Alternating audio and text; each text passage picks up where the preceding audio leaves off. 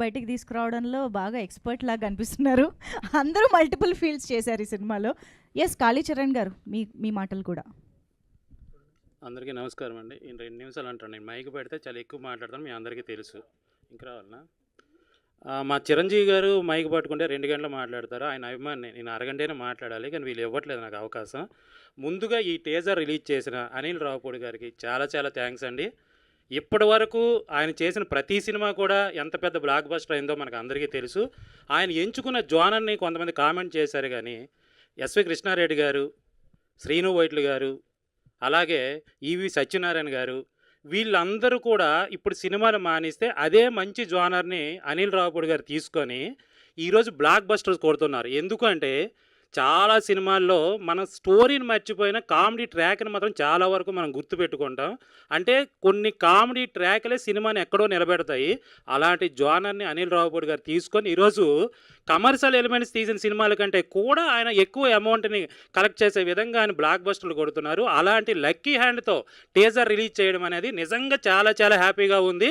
నిజంగా డైరెక్టర్ గారు కష్టపడే కష్టానికి ఒక మంచి ఏదైనా ఒక ఫలితం జరిగింది అనుకుంటే మాత్రం ముందుగా అనిల్ రావిపూడి గారు టీజర్ రిలీజ్ చేయడం అనేది నేను చాలా హ్యాపీగా అనుకుంటున్నాను. ఇకపోతే సినిమా డైరెక్టర్ కోసం చెప్పాలి.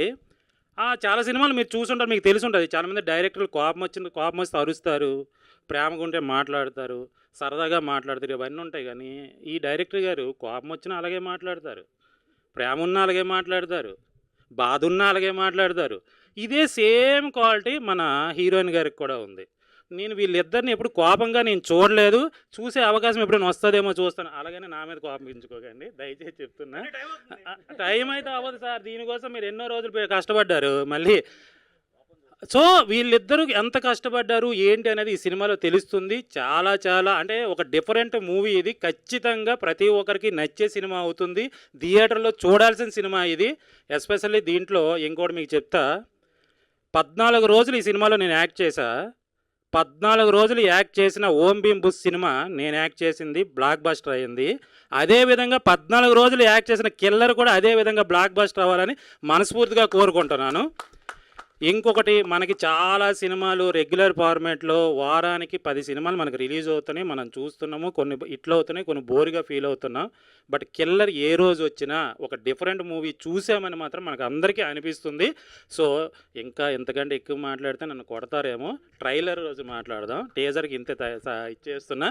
ఈ అవకాశాన్ని కల్పించిన మీ అందరికీ చాలా చాలా థ్యాంక్స్ అండి. ఇంకా మర్చిపోయి టీజర్ అంతే మాట్లాడాలి. ప్రీ రిలీజ్కి మళ్ళీ నేను ఏదైనా బిజీగా ఉన్నా, లేకపోతే నాకు చెప్పకపోయినా మళ్ళీ ప్రాబ్లం ఉంటుందని. సరే, ఒక్కసారి thank you to all the gentlemen here. మీరందరూ ఒక్కసారి వెనక్కి వెళ్తే